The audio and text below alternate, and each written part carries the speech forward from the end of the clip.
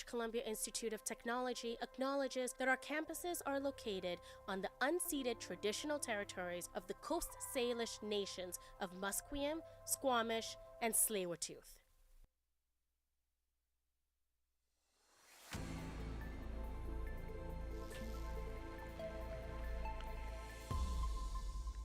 Good afternoon. This is BCIT News. I'm Kai Garcia, and these are your news headlines at 3 p.m. In provincial news, CIBC analysts say there's a lot of doubt in the success of Alberta's pipeline project that ends on the BC coast, as there are a lot of political and economic obstacles.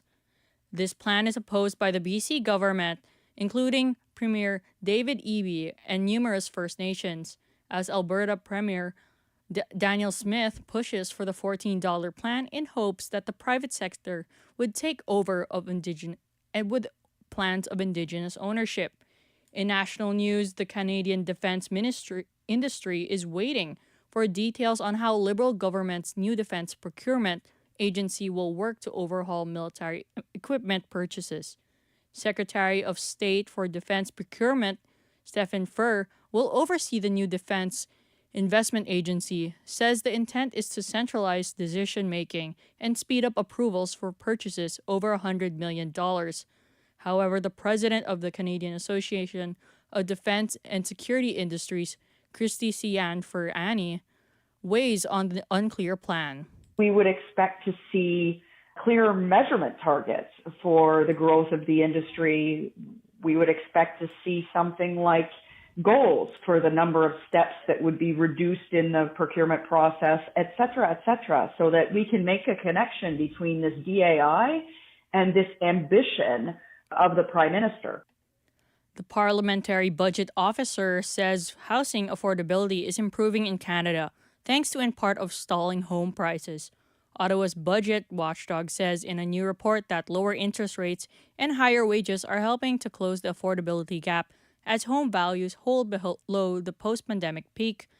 University of British Columbia professor Paul Kershaw says that it's exactly the kind of trend Canada needs for would-be homeowners to break into the housing market. It somewhat surprises me that our decision makers don't celebrate that more loudly and proudly, because in many respects, having home values stall or fall minimally is exactly what we need for the indefinite future, so that there is an opportunity for earnings to catch up and help us restore affordability forever.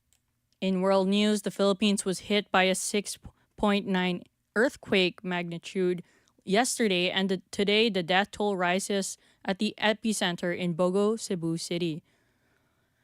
This was the country's deadliest earthquake since 2013. Reporter Karen Chamas has more on the aftermath. The death toll from an earthquake in the Philippines has risen to at least 72 people on Thursday, with nearly 300 injured, according to officials. More than 170,000 people were affected by the magnitude 6.9 earthquake, which struck the central Philippines on Tuesday night.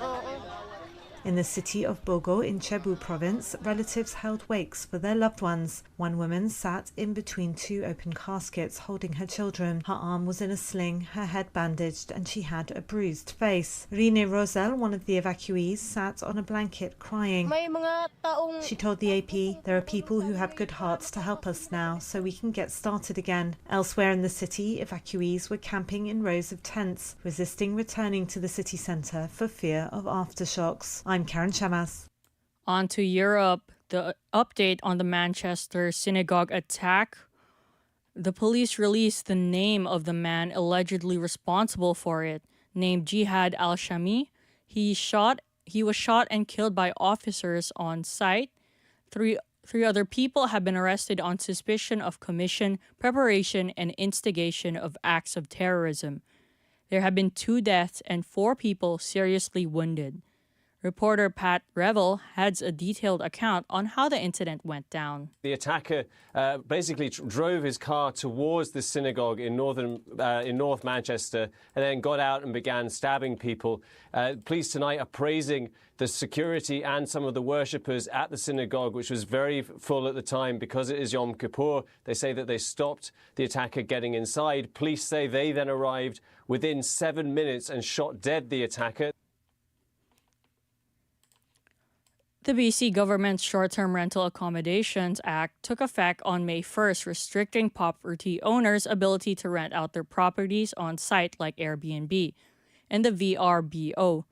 Reporter Joe McHugh of BCIT News has more on how amending or appealing this act could impact renters. Airbnb has asked the City of Vancouver and provincial government to amend or suspend the Short-Term Rental Accommodations Act for the duration of the 2026 FIFA World Cup. The act limits the types of properties that can be listed on vacation rental sites. Vancouver City Councillor Sean Orr believes that amending the act would send the wrong message. It kind of sends mixed messages if we just acquiesce for a short period of time. They'll be like, well, you did it for this. Why not for, tourist season? Or why just for Vancouver? Why not for Victoria? Airbnb focuses on Vancouver's lack of available hotel space as their primary reason for requesting an amendment to the act. Joe McHugh, BCIT News.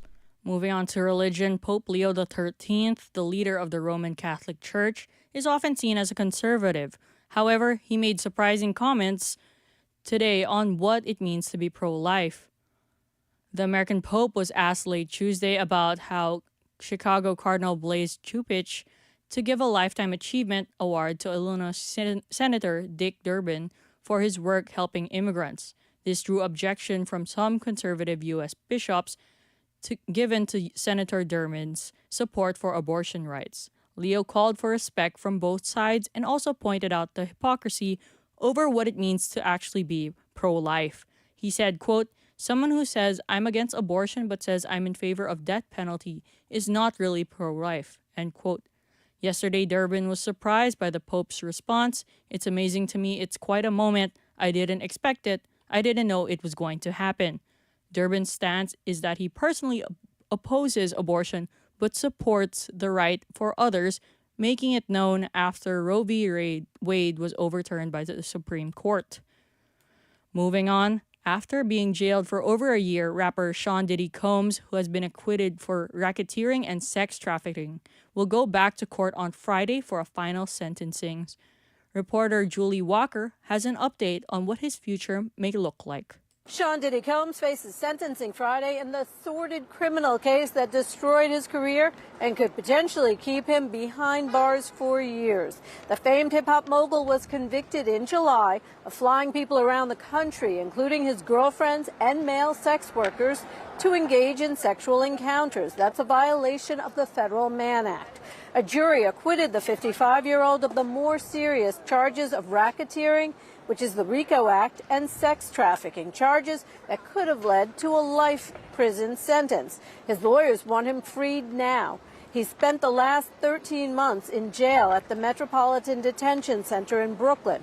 Prosecutors say he should spend over 11 years behind bars.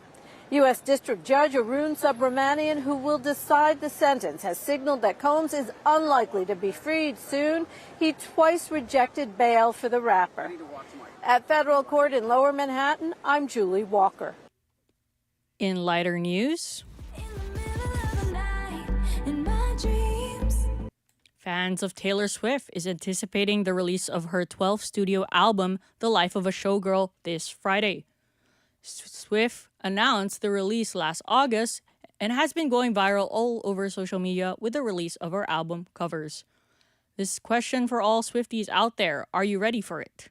Continuing with entertainment, the P2P Pink Awards will happen in Toronto in November 6, where pop star Sam Smith is set to honor legendary singer Beverly Glenn Copeland. The awards recognize notable LGBTQ Canadians, and they receive cash to donate to an individual or organization they feel made a difference. It will be hosted by Schitt's Creek actress Emily Hampshire and Canada's Drag Race choreographer Hollywood Jade. And now for your sports headlines. Thomas Muller made history with his 35th trophy last night with a Voyageurs Cup victory, making him the most decorated German soccer player of all time. He also had another milestone when he scored a penalty kick last night, making it his 300th goal for both club and country. When the Whitecaps set a record for their 4th straight Canadian Championship win, the first team to do so in modern history. Muller weighed in about the record to media but spoke more on his team's efforts. Today I feel more about winning the Canadian Championship and not my personal collection of trophies. It's a nice number, but in the end it's the feeling with the boys, with the crowds, what I'm looking for and what's enjoyable for me. The Dallas Mavericks are in Vancouver, specifically in Simon Fraser University in Burnaby. They face the Oklahoma City Thunder in an exhibition game on Monday night. Our BCIT News reporter, Cohen Sassman, has more. Fans from all over the Lower Mainland are heading to the SFU campus hoping to get a glimpse of the Dallas Mavericks. It's been more than 2 decades since Vancouver had an NBA team, but the demand for basketball here remains strong. Mavs fans, Eric Trey and Josh Manning, are excited to see their favorite player. Kyrie Irving. And his nutty dribbling. I can't wait to see Cooper Flag as well, because this is his first season.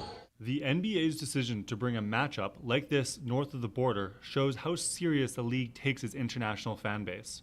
And in Vancouver, it's an opportunity to show the appetite for professional basketball never went away. Cohen Sassman, BCIT News. Going on to Major League Baseball, the Toronto Blue Jays just released multiple minor league players today. Critics say they appear to be cleaning house with their farm system once again. This time around, they are lesser-known pitchers and position players who do not meet the standards of the revamped farm system that the Blue Jays are looking to improve upon. These pitchers and position players are multiple names under their roster. They opened the American League Division Series Saturday afternoon in the wildcard series between rivals New York and Boston. The winner of tonight's game will face the Blue Jays on October 4th. The temperature in Burnaby is highs of 17 and lows of 13. There are a chance of showers this afternoon. I'm Kai Garcia for BCIT News. These were your news headlines at 3. Stay tuned for more on BCIT's 1680 The Crow. When I tell people that I study journalism, they immediately say, oh, you want to be a reporter. But I think, in my case personally, I really want to go into magazines, PR, social media, and I think here at school we learn a lot of skills that allow you to go into that world, because you learn how to write for social media, social content, for websites,